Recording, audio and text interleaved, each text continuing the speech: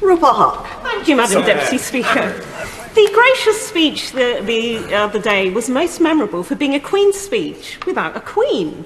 It was also an agenda from a government without clear direction, flailing around in its 12th year. And as the IFG said, it reads like a manifesto aimed at the party base more than a realistic programme, which is what you get when you have an administration diverted from the real issues of the day by self-preservation.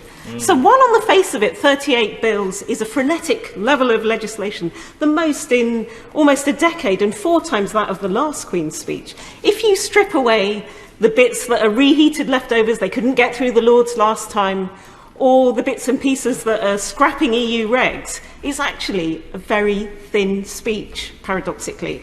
It's a scattergun of afterthoughts, and it puts off all the really big decisions.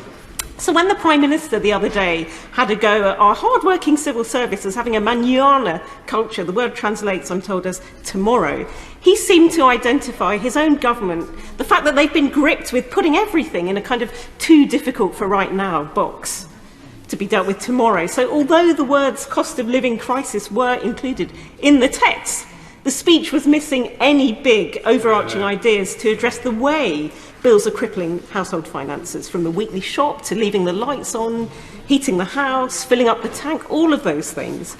And their answer to when they might deal with any of the above, or the record inflation we've seen today, is to some ill-defined date in the future, when the problem we all know is now. And, you know, take the flagship pledge banning buy one, get one free on junk food. Again, kicked into the long grass. I don't know if that was because they're not into the nanny state, or it was nanny, he's gone now, hasn't he? It was nanny who told them to do so. Whatever it is, it just reeks of timidity. And the whole thing is like a really bad episode of Neighbours, where we've got number 10 and number 11 at war with each other. The only thing they're agreed on is if you've broken the law, you can get away with it, you don't have to resign. And from the content of this Queen's speech, you wouldn't know that we're in the midst of a European war, or that we're coming out of a global pandemic with a spluttering economy, edging perilously close to recession, or that we're in a climate crisis. Instead, what have we got? Ideological hobby horses and populist posturing. A higher education bill consisting of student number controls and lifelong loan entitlement. This is more dumbing down than levelling up. And then there's the freedom of speech bill, roundly condemned by everyone in the HE sector. That's what you get when you've had enough of experts. There is a bill to curb Insulate Britain, but nothing that would actually help insulate Britain's homes. And, you know, with high streets increasingly boarded up and turning into cash deserts, it's shameful that food bank usage is rocketing, but in Acton, banks are an extinct species, and TSB's now gone in Ealing, which is, you know, going the same way too. And faced with the crisis at home and abroad, what is the government's priority in the middle of all this? To privatise the widely respected Channel 4, which costs us all not a penny. It's a solution to which there's no problem. It's condemned by prominent Conservatives like the ex-Culture Secretary, who's now the Health Committee Chair, the Right Honourable Gentleman, he's gone now, the ex-Deputy PM and member for Folkestone. So even their own side don't like it. It wasn't even in their manifesto, and it looks like revenge. Do you remember they promised this when the Prime Minister didn't turn up to the Channel 4 election debate and they replaced him with an ice sculpture?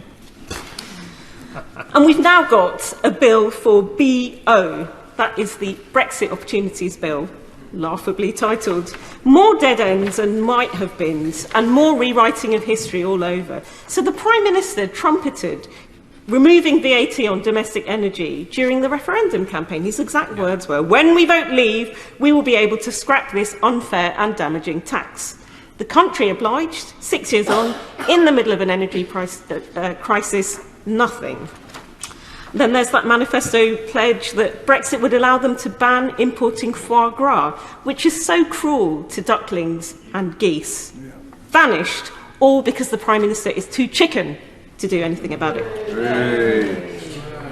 Only warm words, but no concrete proposals on trophy hunting. All our constituents writing in their hundreds about these things. Gone. And 2 years on, since the promise of an employment bill, that sounded really good, didn't it? Employment rights, flexible working, carers leave also disappeared from the Queen's speech, despite the P&O scandal. BO seems concerningly a handy cover to euphemistically deregulate and scrap protections in a race to the bottom, Singapore-on-Thames, which we know that at least half the Cabinet salivates for. And we now know that the plan is to leave the European Court of Human Rights, repeal and dilute EU law, bypassing Parliament. It's all very fitting for a government with an aversion to being held to account.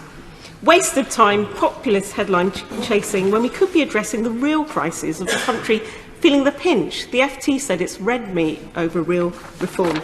A bunch of ill-considered, ill-timed, unnecessary and nakedly political measures, flogging off that great Thatcher legacy, Channel 4, waging a trade war with the EU, joining Russia. Only Russia has done this before, quitting the ECHR, and regulating street naming. None of these things. I've knocked on loads of doors over all these years, every day in the run-up to the election. Nobody wants any of this, a normal person on a doorstep.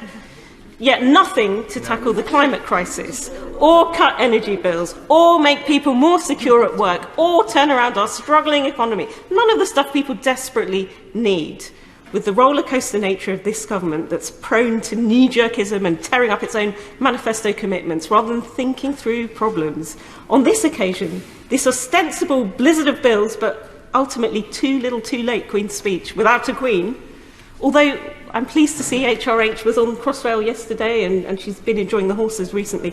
HRH has been an able stand-in, but what I would say is maybe we can all agree that Her Majesty will deliver many more addresses from the throne, starting with as soon as possible one from our right honourable friend, the Leader of the Opposition, when we retake the reins. Bring it on.